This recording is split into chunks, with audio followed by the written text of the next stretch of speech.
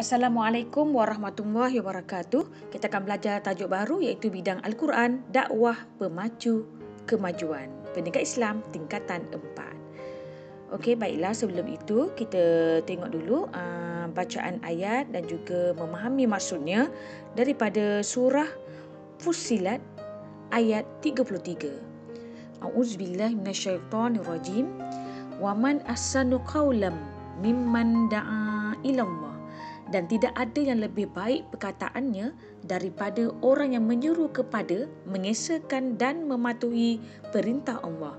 Wa amila solihan, serta dia sendiri mengerjakan amal yang soleh.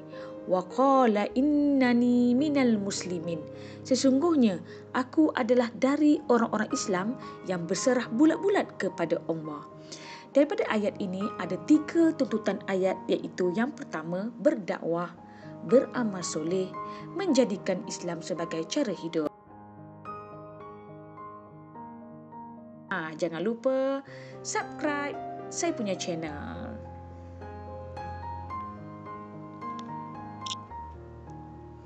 Seterusnya kita akan lihat nama mukri, iaitu pakar rujuk tilawah Al-Quran pada zaman Rasulullah SAW di kalangan sahabat Abdullah bin Mas'ud, Salim Maula Abi Huzaifah, Ubay bin Ka'ab, Muaz bin Jabal. Jika kita lihat maksud dakwah. Maksud dakwah ialah menyeru supaya melakukan perkara yang diperintahkan oleh Allah Subhanahu Wa Taala dan meninggalkan larangannya. Ada 3 tuntutan ayat yang perlu diamalkan oleh umat Islam daripada surah Al-Fussilat tadi. Apa dia? Yang pertama, berdakwah. Yang kedua, beramal soleh. Dan yang ketiga, menjadikan Islam sebagai cara hidup. Islam is the way of life. Jika kita lihat isi yang pertama, iaitu berdakwah. Berdakwah ialah mengajak dan menyeru manusia supaya takut kepada Allah Subhanahu Wa Taala dengan pendekatan terbaik.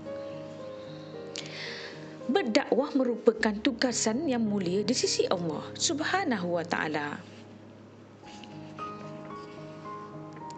Firman Allah Subhanahu Wa Taala, serulah ke jalan Tuhanmu dengan hikmah dan nasihat pengajaran yang baik dan bahaskanlah mereka secara yang baik. Yang kedua, beramal soleh. Beramal soleh ialah perbuatan baik yang dilakukan mengikut panduan Al-Quran dan As-Sunnah dengan niat untuk mendekatkan diri kepada Allah Subhanahu Wa Taala. Contoh amalan soleh ada 2, ibadat khusus dan juga ibadat umum. Contoh ibadat khusus solat dan puasa, manakala ibadat umum berakhlak mulia. Berakhlak mulia kepada ibu bapa sangat dituntut dalam Islam. Yang ketiga, menjadikan Islam sebagai cara hidup. Islam is the way of life. Setiap Muslim dituntut supaya menjadikan Islam sebagai cara hidup, iaitu melaksanakan ajaran Islam dalam semua bidang kehidupan yang kita lalui setiap hari. Okey, nak dekat habis ni. Jom kita lihat pengajaran ayat daripada tajuk ini. Sebagai umat Islam,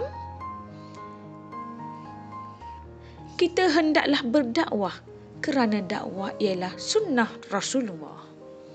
Yang kedua, kita hendaklah beramal soleh supaya menjadi contoh kepada orang lain. Dan yang terakhir, kita hendaklah menjadikan Islam sebagai cara hidup yang sempurna. Islam is the way of life. Alhamdulillah, dah tamat. Syukran. Wabillahi taufiq wa hidayah. Wassalamualaikum warahmatullahi wabarakatuh. Bye.